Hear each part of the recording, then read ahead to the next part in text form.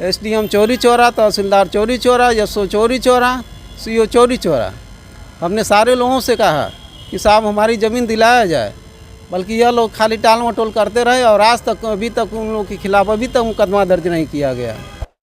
आज प्रदेश में भले ही न्याय की गुहार लगाई जाती हो, न्याय की दुहाई दिया जाता हो, लॉ एंड ऑर्डर की बहुत बड़ी बात कही जाती हो कि सब कुछ दुरुस्त है, लेकिन इसी गोरखपुर जनपद में चौरी चौरा क्षेत्र में आप देख सकते हैं कि एक व्यक्ति यहाँ पोस्टर और बैनर लेकर के आया। वो बताया चल रहा है कि भरतपुर शत्रुघ्नपुर जो ग्राम है ये चौरी चौरा क्षेत्र में आता है, जनपद गोरखपुर में का ये हिस्सा है और ये आमरण अनशन के लिए आज इनको आना पड़ा है।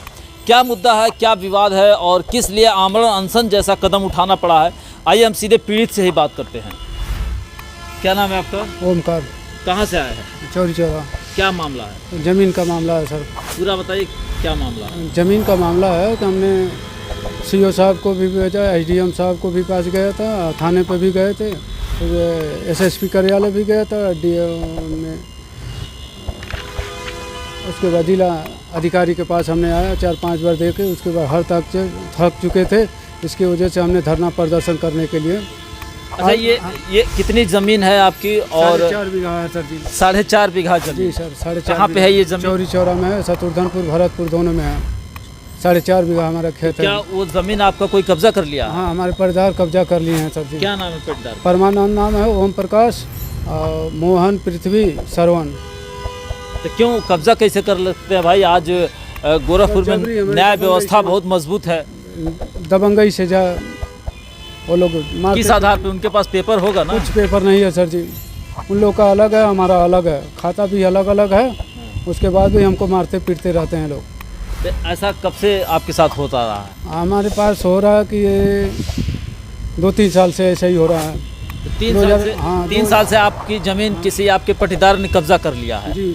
लेकिन आपके पास विकल्प है, लेखपाल है, कानूनगो है, सारे लोगों को नाप तौल किया होगा, ज़मीन का हिस्सा लगा होगा, तो फिर कैसे कब्जा हो गया? हमने धारा 24 भी किए थे, उसके बाद भी पत्थर उखाड़ कर फेंक दिए हैं लोग, उसके बाद कोई कार्रवाई नहीं हुआ सर जी। तो अब यहाँ आए हुए हैं आप डीएम कार्यालय? डीएम कार्यालय हैं। तो क्या आपके पास परमिशन है या आमरण अनशन करने का? हमने स्पीड पोस्ट किए थे नो परमिशन के लिए, अभी तक हमको परमिशन नहीं मिला।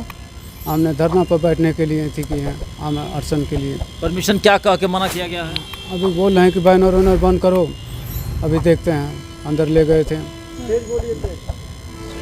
तो बैनर आपका मतलब बोले यहाँ के जो अधिकारी हैं कि आप हटाओ यहाँ से और आमरण अनशन नहीं करने देंगे? आमरण अनशन नहीं करने देंगे, आप यहाँ से हटिए। तो आपने बोला नहीं हमको परमिशन दीजिए, हम करेंगे? कहें बोले थे सर जी कि परमिशन हमको दीजिए, हमने परमिशन के लिए आपको एप्लीकेशन दिए थे, अभी तक हमको एप्लीकेशन का जवाब नहीं मिला सर जी।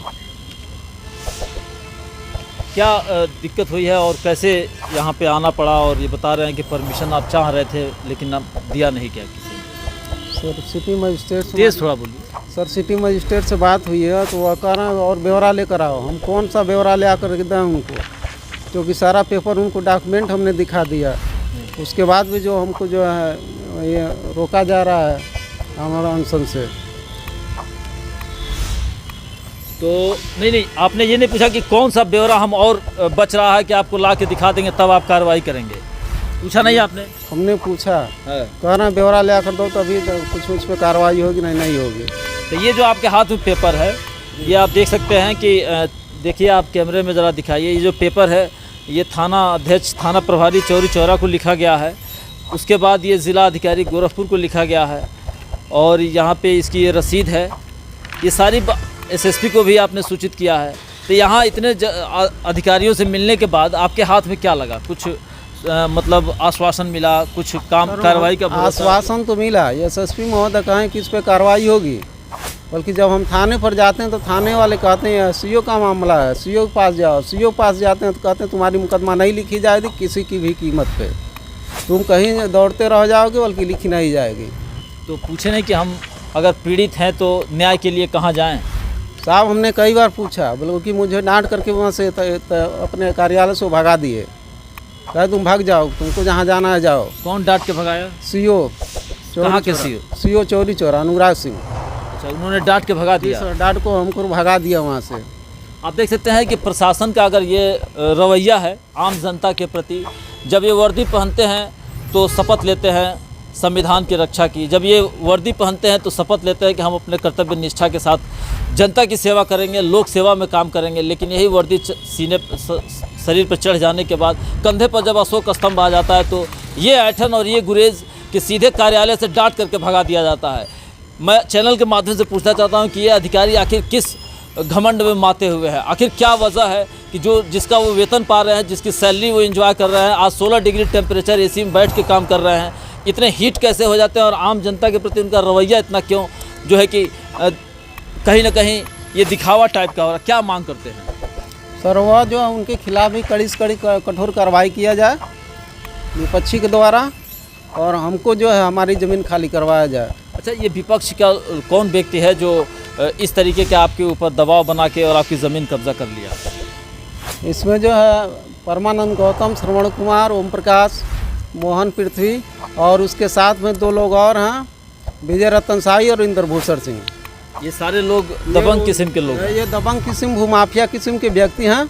और इंद्रभूषण सिंह और विजय रतन शाही यह भी कहे कि हमारी सरकार है, हम जो चाहेंगे वही होगा, तुम कहीं जाओ। बल्कि किसकी सरकार है?